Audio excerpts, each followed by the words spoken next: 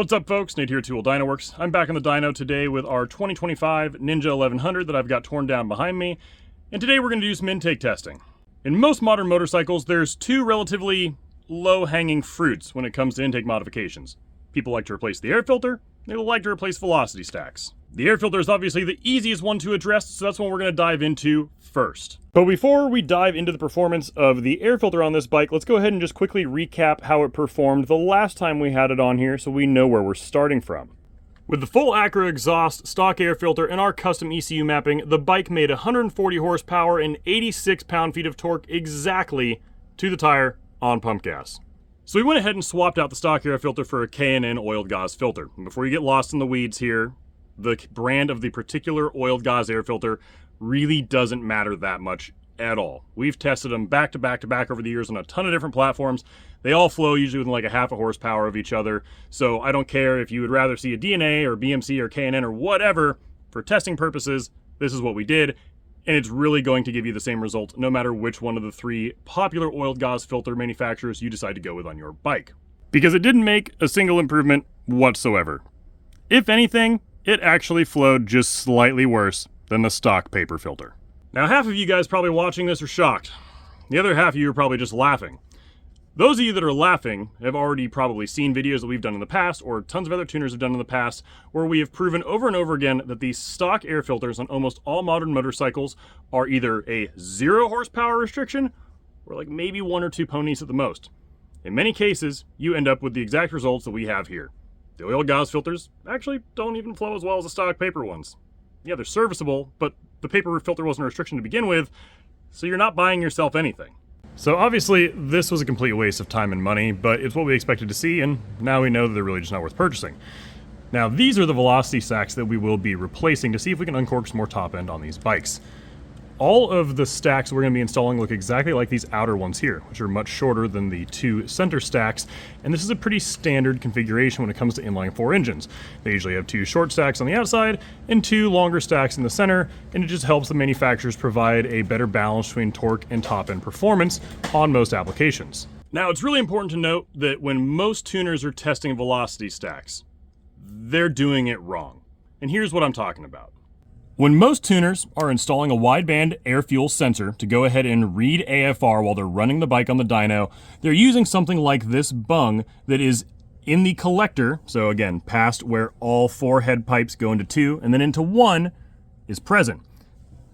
If you have the stock airbox in place or the stock exhaust system, using something like this is sufficient, or getting a sniffer in the pipe all the way down into the muffler and right to where all 4 cylinders can be sampled as an average, works.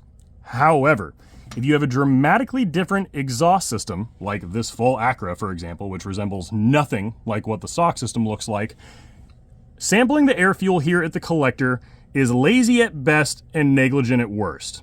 Because that sample is only an average of all 4 cylinders. And what you've done, especially when you've taken a velocity stack that was used to be this tall, and instead on those center 2 cylinders, now they're this tall, is you've dramatically unbalanced the cylinders. So to properly test velocity stacks, what tuners really need to do is take a sensor and thread a sniffer up into each individual head pipe. And we've actually covered this in a lengthy article on our website that I'll leave in the description of this video, but almost nobody does this because it takes a lot of time and effort, and it's one of the things that, again, separates our testing and tuning development from pretty much all of our competitors. Now, in the case of this velocity stack modification, the only 2 that you actually need to sample, because again, I had already built this properly the first time with the stock velocity stacks and checked and sampled each particular cylinder, are the center ones. So that means I spent the time to go ahead and get my sniffer here threaded up into the center head pipes on each side, which, like I said, is kind of a bastard because you have to essentially undo all of this and keep it loose so you can actually go ahead and see where the hell you're threading your sniffer once you go in from the back of the muffler here, down through the collector, and into each individual head pipe. And after doing that, here's the results. Even with perfectly dialed in individual cylinder fuel mapping, the results suck. The short stacks do not work when they're used in the center 2 cylinders on these bikes. In fact, at the worst part there, right where you're riding the bike a majority of the time, through the mid-range, you're losing almost 6 pound-feet of torque and like 8 horsepower. So that is a huge waste of time and energy. Don't do either of those modifications on one of these new Ninja 1100s. As far as I can tell right now, the stock velocity stacks are going to be as good as it can get.